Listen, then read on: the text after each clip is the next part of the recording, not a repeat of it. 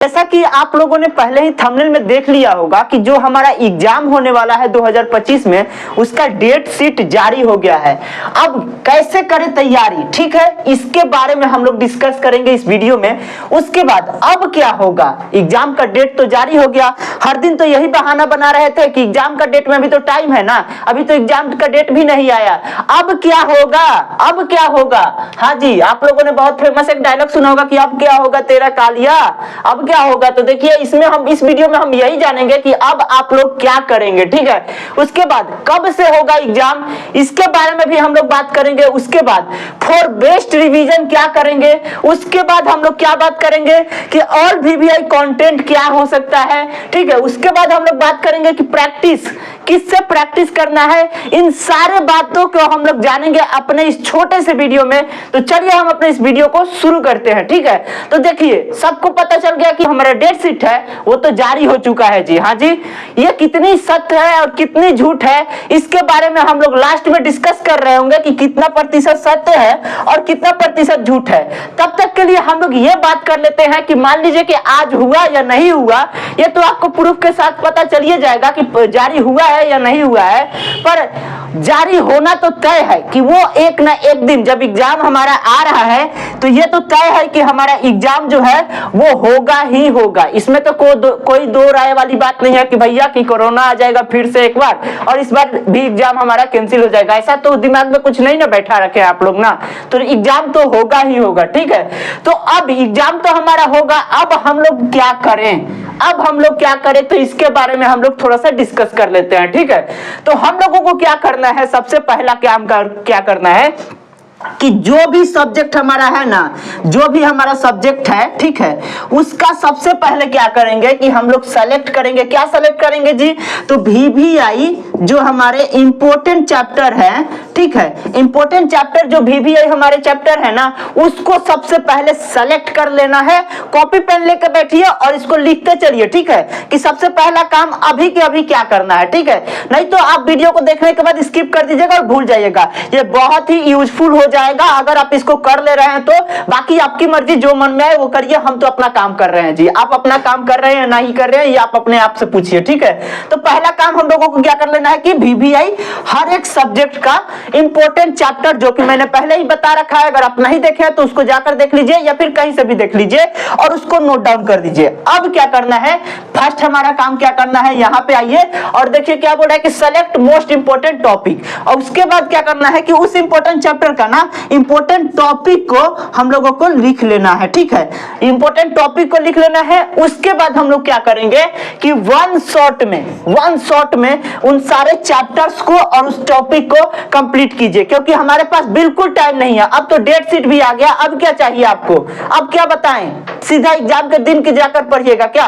तो अब आपको पढ़ना ही होगा। सोए हैं तो उठ जाइए एकदम, आप सोने की दिन गए, ठीक है, सोने का दिन गया, ठीक है। वन शॉट में अब आप उस वीडियो को कंप्लीट कीजिए, वीडियो लेक्चर देखिए यूट्यूब पे। उसके बाद क्या करना है, इन सारे कामों को करने के लिए सबसे पहले हम लोगों को क्या करना पड़ेगा, तो टाइम मैनेजमेंट करना पड़ेगा। टाइम मैनेजमेंट नहीं करिएगा तो पता चला कि दोस्त के साथ हमारा 7 घंटा चला गया, 4 घंटा बाजारे में रह गए, 2 घंटा इधर मछली लाने गए तो उधर ही रह गए, ठीक है। तो टाइम मैनेजमेंट करना सबसे इंपॉर्टेंट है। अगर टाइम मैनेजमेंट नहीं कीजिएगा तो ये कोई भी काम नहीं हो पाएगा और एग्जाम तो बहुत दूर की बात है। अगर आप एक भी सब्जेक्ट कंप्लीट कर लिए ना तो बहुत बड़ी बात हो जाएगी। अगर टाइम मैनेजमेंट करिएगा तभी जाके आपका एग्जाम निकलेगा और सब कुछ मुमकिन है टाइम मैनेजमेंट के बल पे ही।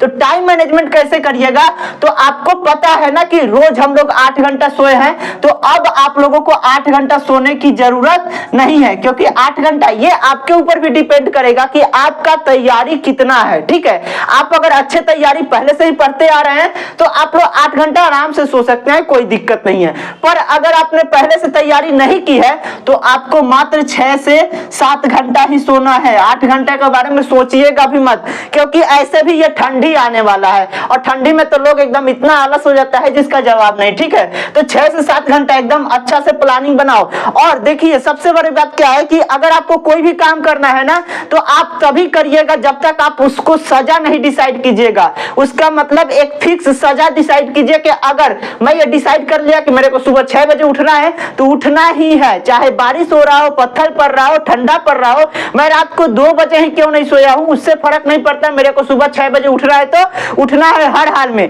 अगर मैं सुबह नहीं उठूंगा तो ये काम नहीं करूंगा, ये आप अपने आप से डिसाइड कीजिए। जैसे कि मैं खुद जो रूल फॉलो किया था, मैं यही रूल फॉलो करता हूं, आज भी ये रूल फॉलो करता हूं कि अगर मेरा नियम ब्रेक हुआ तो मैं उस दिन खाना नहीं खाऊंगा जी, मैं उस दिन फोन नहीं चलाऊंगा जी, मैं यहाँ कुछ नहीं जाऊंगा जी, ये चीज नहीं खाऊंगा जी। कुछ अपना फेवरेट चीज को त्यागो, तभी जाके आप अपने सोए हुए भी रहिएगा ना तो आपको दिमाग में ख्याल जाएगा कि नहीं उठूंगा ना तो आज ये मेरे को सजा मिलने वाली है। खुद से खुद को सजा दो, ठीक है, तब जाके आप टाइम मैनेजमेंट को अच्छे से कर पाइएगा। नहीं तो टाइम मैनेजमेंट क्या होता है कि ये एक ऐसा टॉपिक है ना कि आप लोग सब कोई बना लेता है, हर स्टूडेंट, ऐसा कोई स्टूडेंट नहीं होगा जो टाइम मैनेजमेंट के बारे में नहीं जानता हो और वो किया ना हो। पर क्या होता है कि 2 दिन 4 दिन 10 दिन करता है, उसके बाद उसको स्किप करने लगता है। तो जब तक ये सजा वाला पार्ट नहीं जोड़िएगा तब तक ये पूरा नहीं होगा, ठीक है, ये मेरे प्रैक्टिकली अनुभव किया है, ठीक है।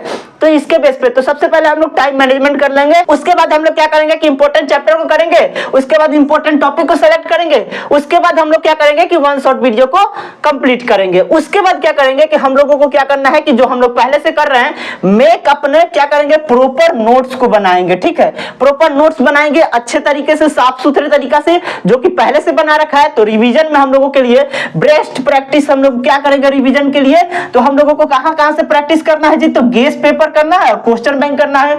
ये सारे चीजें हम लोग अपने टाइम मैनेजमेंट में जोड़ेंगे, ठीक है, कि हम लोगों को क्या क्या करना है। तो नोट्स आप लोग बनाइए या नहीं बनाइए उससे मतलब नहीं है, अब नोट्स बनाने का बिल्कुल समय जा चुका है, ठीक है, पर आप लोग प्रैक्टिस जितना ज्यादा हो सके, यहाँ का जो भी समय है ना नोट्स बनाने का वो यहाँ दीजिए, ये बहुत यूजफुल होगा। लिखने और रटने से कुछ नहीं होने वाला है, रट्टा मार के कुछ याद नहीं होता, ये आपको पहले पता है। अगर आप वीडियो नहीं देखे हुए हैं तो जाकर जरूर देख लीजिएगा, मैं बता दिया हूं कि रट्टा मारने से याद नहीं होता है, ठीक है, उसको जाकर आप देख लीजिएगा, मैं दे दूंगा डिस्क्रिप्शन में लिंक इसका, ठीक है। उसके बाद आप लोगों को क्या करना है कि प्रैक्टिस कर लेना है, कहां से, तो गेस पेपर से और क्वेश्चन बैंक से, ठीक है।